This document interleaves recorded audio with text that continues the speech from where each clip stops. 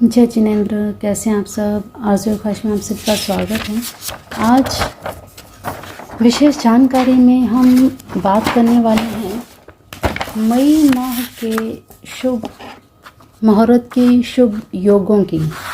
शुभ योग हर महीने video upload होती है और आज 4 तारीख है और सूर्योदय से लेकर मई महीने की 5 मई को सूर्य उदय तक सर्वार्थ सिद्धि योग बन रहा है। देखिए, बिना समय गवाए आज यहाँ पर सर्वार्थ सिद्धि योग के बारे में, रवि योग के बारे में, द्विपुष्कर योग के बारे में और यमघंटक योग के बारे में आपको जानकारी दूंगी। त्रिपुष्कर योग 2 तारीख को था, 2 मई को 3:26 अर्ली मॉर्निंग, मतलब ब्रह्म मुहूर्त से भी पहले 2 तारीख को, और सूर्योदय तक था सिर्फ। तो कुछ ही समय के लिए था, तो इस पर मैंने ज़्यादा ध्यान नहीं दिया क्योंकि रात्रि में ही ये निकल गया। तो चलिए अब बात करते हैं आज के दिन की। तो आज का पूरा दिन सर्वार्थ सिद्धि योग है। ये देखिए, 3 तारीख निकल चुकी है, अक्षय तृतीया थी, और 4 तारीख को सूर्योदय से लेकर, आप सही से देख पा रहे हैं, ये देखिए मैं आपको एकदम क्लियर कर देती हूँ। 4 मई सूर्योदय से लेकर 5 मई सूर्योदय तक सर्वार्थ सिद्धि योग रहेगा। फिर इसके बाद 6 मई को सुबह के 9:20 से लेकर 7 मई की सूर्योदय तक सर्वार्थ सिद्धि योग रहेगा। फिर इसके बाद 8 मई को सूर्योदय से लेकर 8 मई के दोपहर 2:58 तक सर्वार्थ सिद्धि योग रहेगा। फिर इसके बाद 14 मई को शाम को 5:28 से लेकर 15 मई की सूर्योदय तक रहेगा। और 16 मई को रहेगा दोपहर को 1:18 से लेकर 17 मई के सूर्योदय तक। फिर इसके बाद 21 मई को, देखिए 21 मई को 1:18 सुबह से लेकर 21 मई की ही रात्रि 11:46 तक रहेगा सर्वार्थ सिद्धि योग। फिर इसके बाद 24 मई को रात को 10:33 से लेकर 25 मई के सूर्योदय तक रहेगा सर्वार्थ सिद्धि योग। फिर इसके बाद 26 मई को सूर्योदय से लेकर 28 मई को रात्रि 2:26 AM तक रहेगा सर्वार्थ सिद्धि योग। फिर इसके बाद 30 मई को सुबह 7:12 से लेकर 31 मई के सूर्योदय तक रहेगा। तो ये थी सर्वार्थ सिद्धि योग की। ये देखिए, आपको दिखा देती हूँ मई महीने का। चलिए बात करते हैं रवि योग की। रवि योग कब से कब तक रहेगा और कब कब है ये। 4 मई को आज ही के दिन सुबह, मतलब ब्रह्म मुहूर्त से पहले 3:18 AM से लेकर 5 मई की सुबह, मतलब पूरा दिन रहेगा ये 6:16 तक सुबह के। फिर इसके बाद 6 मई को 9:20 सुबह से लेकर 7 मई को 12:18 तक दोपहर को। तो अब यहाँ पर देखिए 4 मई को सर्वार्थ सिद्धि योग भी है, रवि योग भी है। 6 मई को सर्वार्थ सिद्धि योग भी है और 6 मई को रवि योग भी है। अब रवि योग और सर्वार्थ सिद्धि योग दोनों एक ही समय पर हैं। ये देखिए, आप देख सकते हैं। तो ये समय बहुत अच्छा है। इस समय में आप अगर कुछ शुभ कार्य करना चाहें आप कर सकते हैं। इससे पहले देखिए, रवि योग आप देखते हैं तो साथ के साथ चंद्रमा भी आपको देख लेना चाहिए। इसके बारे में अगर आप जानना चाहते हैं कि चंद्रमा हम कैसे देख सकते हैं, कैसे इसकी जानकारी होनी चाहिए, क्योंकि हर राशि में चंद्रमा सबसे महत्वपूर्ण होता है।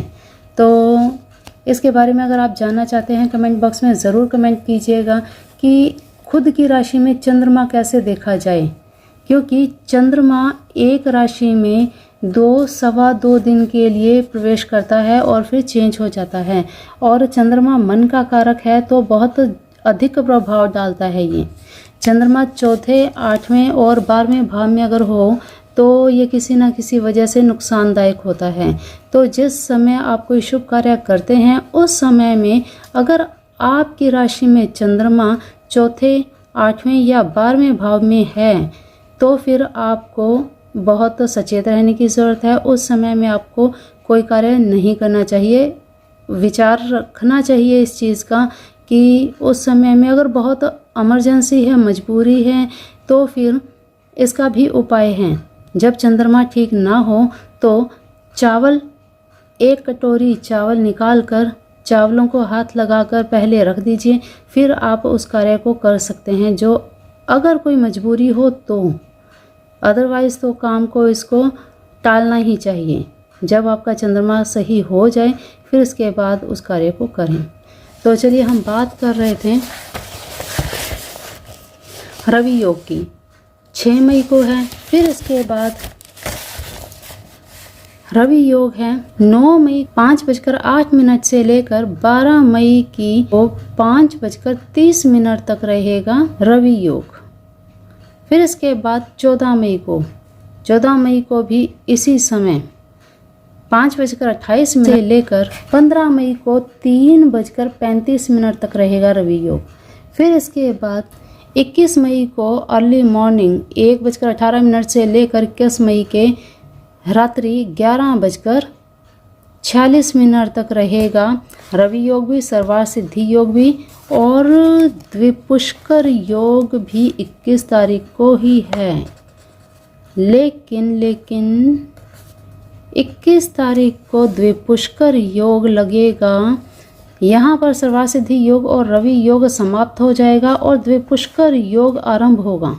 ये देखिए 23:46 अर्थात 21 मई को 11:40 से लेकर 12 मई की दोपहर 1 बजे तक रहेगा द्विपुष्कर योग। द्विपुष्कर योग के बारे में आप अभी तक शायद अच्छे से जान गए होंगे क्योंकि बहुत सी वीडियोस अपलोड की हैं ऑलरेडी।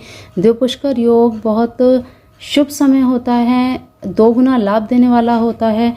तो इस समय में अगर आप कुछ करना चाहें तो कर सकते हैं। इन चीज़ों को आप नोट करके रख लीजिए, स्क्रीनशॉट लेकर रख लीजिए आप इसका। ये देखिए अच्छे से मैं यहाँ दिखा देती हूँ आपको।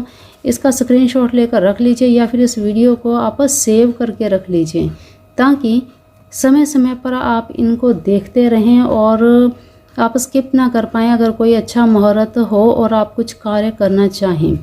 तो फिर इसके बाद त्रिपुष्कर योग की मैं बात कर चुकी हूँ। फिर इसके बाद द्विपुष्कर योग होगा 31 मई को 5:19 से लेकर 1 जून के सूर्य उदय तक।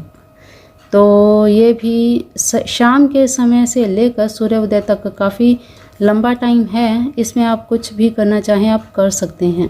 द्विपुष्कर योग और त्रिपुष्कर योग में कभी भी कोई वाद विवाद वाले कर्ज लेना देना ये सब कार्य आप मत किया कीजिए। इसके बाद रवि पुष्य योग। अब रवि पुष्य योग के बारे में आगे मैं वीडियो एक निकालने वाली हूँ तो उसका भी आप वेट कीजिएगा। रवि पुष्य योग है 8 मई को सूर्योदय से लेकर 8 मई की दोपहर 2:58 तक। तो ज़्यादा समय नहीं है लेकिन कम समय भी नहीं है, लगभग 8-9 घंटे का समय है। तो बहुत समय है। आप रवि पुष्य योग, रविवार के दिन पुष्य योग पड़ता हो उसे रवि पुष्य कहते हैं। इसके बारे में भी आप पूरी डिटेल में जानना चाहते हैं, डिस्क्रिप्शन में वीडियोस के लिंक दिए हैं, उनको देखिए, जानिए, समझिए। और अलग से भी वीडियो अपलोड करूँगी रवि पुष्य योग पर कुछ करने वाले खास उपायों के बारे में। तो इसको अभी यहाँ पे इतना स्किप करते हैं। जानकारी आपको दे दी है कब से कब तक है। यमघंटक योग बहुत अशुभ योग होता है।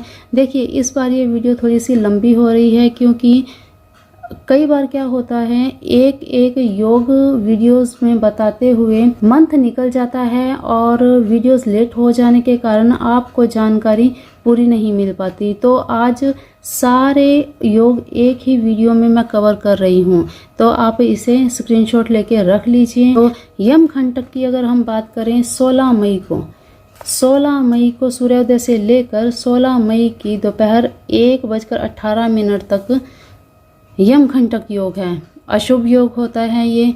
तो यम घंटक योग में कोई शुभ कार्य नहीं किए जाते।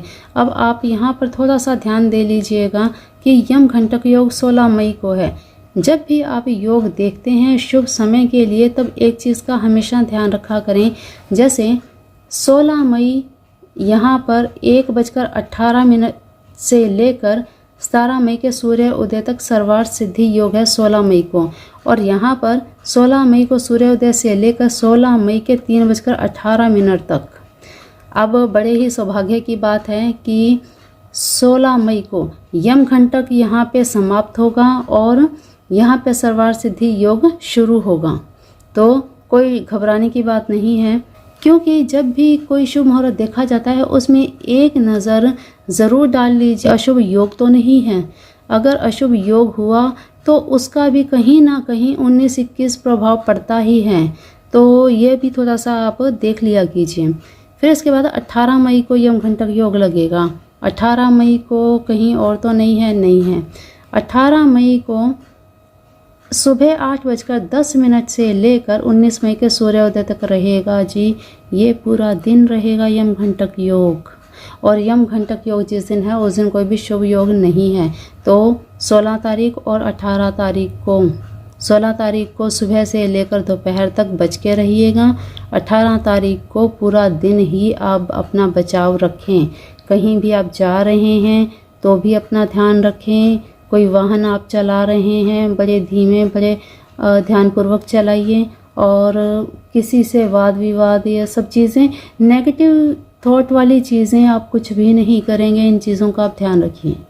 तो चलिए आज के लिए इतना ही। वीडियो बहुत लंबी हो चुकी है, लेकिन पूरी जानकारी जब तक आप नहीं पाएंगे आपको इन चीज़ों के लाभ नहीं होंगे। इन चीज़ों का आपको पता होना बहुत ज़रूरी है, क्योंकि ये सारी चीज़ें हमारे जीवन से रिलेट करती हैं। तो इसीलिए ज़रूर इन सभी योगों को जानना चाहिए, समझना चाहिए और इनका उपयोग करना चाहिए, ताकि आप अपने जीवन में सफलता की ऊंचाइयां छूते जाएं और सफल होते रहें।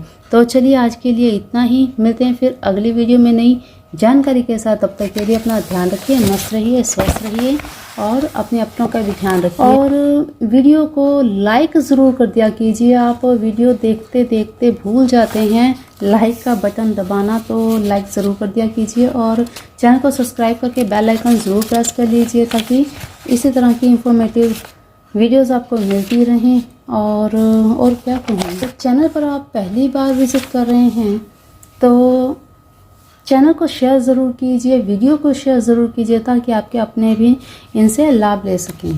तो चलिए अभी के लिए बस इतना ही। जय जिनेंद्र।